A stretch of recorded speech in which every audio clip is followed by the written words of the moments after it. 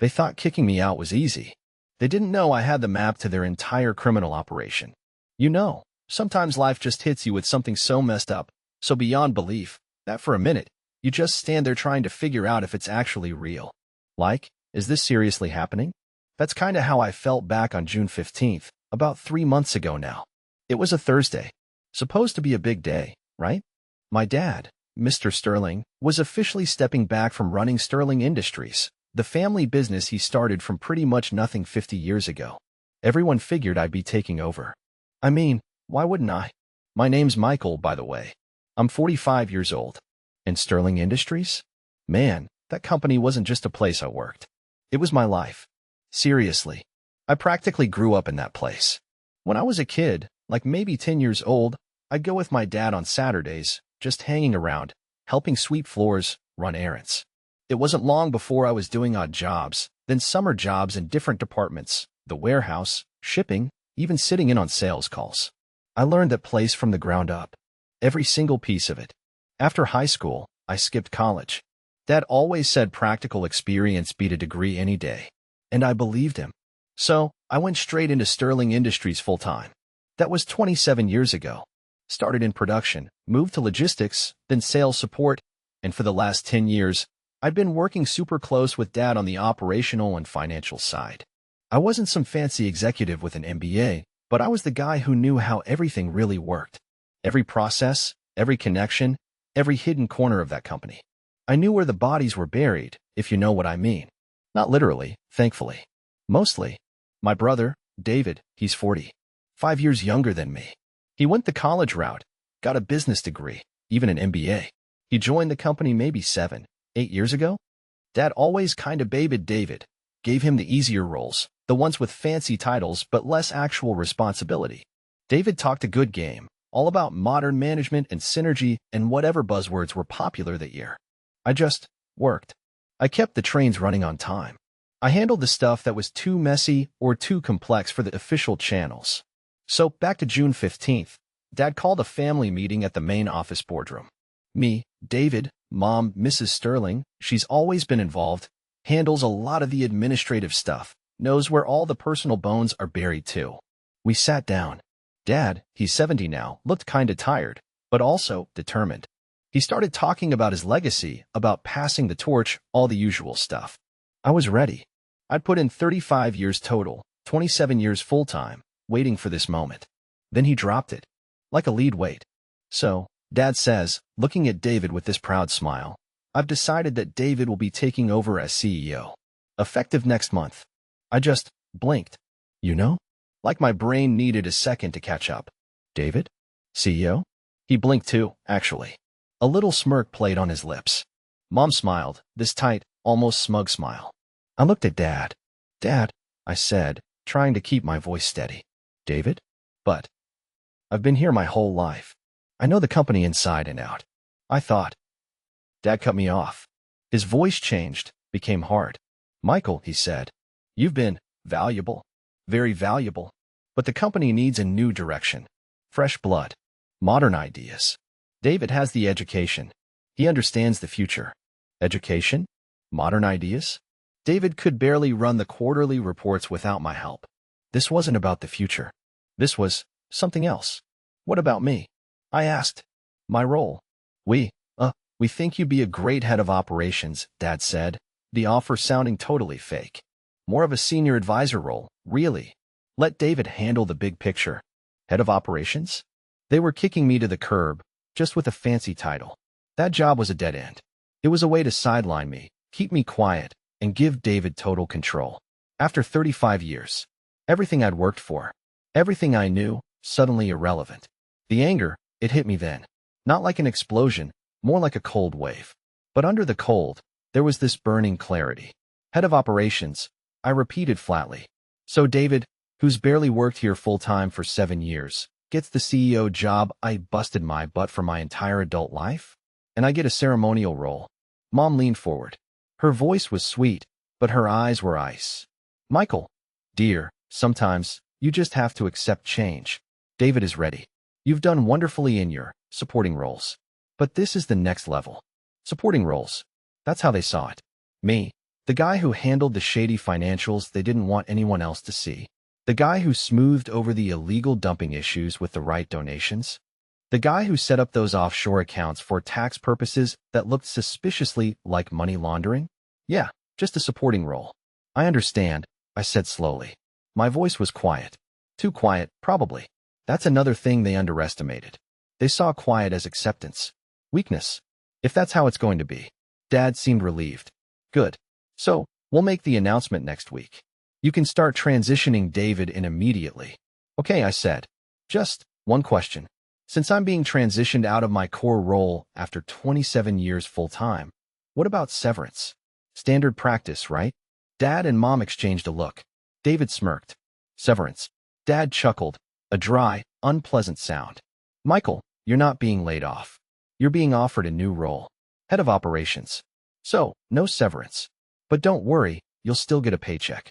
It was a slap in the face. A deliberate insult. Not only were they stealing my career, they were kicking me out with nothing but the clothes on my back, professionally speaking. They were locking me out, shutting me down. They thought they had all the power. So I stood up, gathered my things. All right, I said. If that's how we're doing this. Congratulations, David. Enjoy the view from the top. I looked at Mom and Dad. Enjoy your retirement. And I walked out of that boardroom. Out of that office I'd spent my life in. Kicked to the curb by my own family. On June 15th. They thought that was it. Michael's done. He's out. He's probably devastated. Maybe he'll cause a little fuss, but he'll fade away. They thought they had won. They had the company, the power, the money. They had no idea. The thing is, for the last 10 years, since I realized the scale of the shady stuff happening under the surface, the illegal waste disposal contracts Dad set up in the late 90s, the bribing of city inspectors back in '05, that whole offshore account mess we built in 2010 that looked suspiciously like cleaning dirty money for some clients. I didn't just handle it. I documented it. Meticulously. See, I always had this gut feeling. Call it intuition, call it paranoia, whatever. But I knew that someday, all this stuff, all these secrets they were burying, could come back to haunt them. And maybe, just maybe, I'd need proof that I wasn't just a participant, but the guy who knew exactly what was happening and had the records to prove it. So, for years, I kept copies. Not just digital. Encrypted backups off-site, obviously, but also physical copies. Duplicate invoices, carbon copies of suspicious checks, recordings of key conversations. Perfectly legal, just documenting work meetings. Notes on off-the-books transactions, names, dates, account numbers. The whole kit and caboodle. I stored it all. Discreetly. Securely. Think of it as my personal insurance policy. 35 years of history. 10 years of their dirty laundry. All neatly filed away. When I walked out of that office on June 15th, I wasn't defeated. I was activated. The cold rage was there. Yeah, but it was focused. Pinpointed. They wanted a fight? Oh, we were going to have a fight. But not on their terms. Not on their turf. I didn't waste a day. That same afternoon, I called a lawyer I'd heard about. A woman named Ms. Evans. Specialized in corporate fraud, whistleblowers, bringing down corrupt companies. Her reputation was legendary. I got an appointment for the next morning, June 16th. I didn't show up with a sob story about my family betraying me. I showed up with boxes, with hard drives, with an organized, cross-referenced archive of Sterling Industries' dirty secrets. The scale of the tax evasion, the environmental violations, the blatant money laundering. It was all there. Dates, amounts, names, paper trails leading directly back to Dad, Mom, and David's signatures and approvals. Ms. Evans, she listened calmly at first. Then, as she started looking at the summary documents, her eyes just widened. We spent the next 3 months working together, going through everything, organizing the evidence, building the case. We weren't just talking about a wrongful termination lawsuit anymore. We were talking about federal indictments, felony charges, prison time. For my family, the people who thought they could just discard me. While we were building the case, life went on for them. David was the big man now, CEO. I saw pictures online, articles in the local paper about his vision for the future. They were probably sitting pretty, thinking they'd gotten rid of their problem. They had no idea that their problem was about to become the single biggest catastrophe of their lives. We chose the timing carefully. Sterling Industries was hosting a big press conference on September 15th, announcing a huge new deal, something that was supposed to cement David's reputation as the new, dynamic leader. The entire board would be there, major clients, TV cameras. Perfect. On the morning of September 15th, while David was probably shining his shoes for his big moment, Ms. Evans and her team were busy. They simultaneously filed massive lawsuits, triggered IRS and EPA investigations, and, crucially, provided the most damning evidence to federal prosecutors. Arrest warrants were issued. For Dad, for Mom, and for CEO David. I wasn't there at the press conference. I was watching it live on TV. They were all on stage, smiling. David was just starting to speak. And then, the doors burst open. Federal agents, plainclothes police. Chaos erupted. Cameras started flashing. People were yelling. You could see the exact moment on David's face when he realized what was happening. The smugness vanished.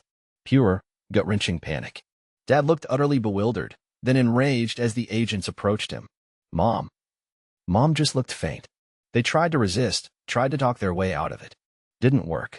I watched them, my father, my mother, my brother, being handcuffed and led away in front of the world's cameras. Sterling Industries' massive New Deal announcement turned into a live broadcast of its top executives being arrested for widespread corporate fraud and money laundering. The company collapsed almost overnight. Clients fled, accounts were frozen, investigations launched into every corner of their operation. The sheer volume and detail of the evidence I provided made it undeniable. The lawsuits, the federal charges, it was overwhelming. The fallout for my family was total destruction. Dad and David faced years, likely decades, in federal prison. Mom was also indicted, though her sentence ended up being less severe due to cooperation and probably blaming Dad and David. Their reputations, their freedom, the company they built, gone. Because they thought they could just kick me out. Later, after everything had settled a bit, after the guilty pleas and sentences were handed down, David tried to contact me from prison, begging, saying I ruined the family, saying I should have talked to them. Mom sent letters, tearful apologies, asking for forgiveness. I didn't respond to any of it. Talk? Forgiveness? They had every chance. For 35 years, I was loyal. For 10 years, I saw what they were doing, and I kept my mouth shut and just did my job. When they kicked me out, when they stole my life's work and tried to leave me with nothing, that was their choice. Their final decision. My archive wasn't about anger in that moment. It was about ensuring consequences for actions. For their actions. The system corrected itself. With a little push from the guy who knew where the off switch was located. I used some of my resources. Let's just say my cooperation was very well compensated by the government. A percentage of the assets recovered. Let's just say enough to never have to worry about money again. To start my own thing. Something small. Something honest. Building something clean for a change. It's different. Quieter. But it's mine. And them? They're living with the consequences of underestimating the quiet guy who knew too much. Prison. Disgrace. Everything they valued. Gone. Because they thought they could just bury me. They didn't know I had the map to all their secrets. So yeah, that's the story. Pretty wild, huh?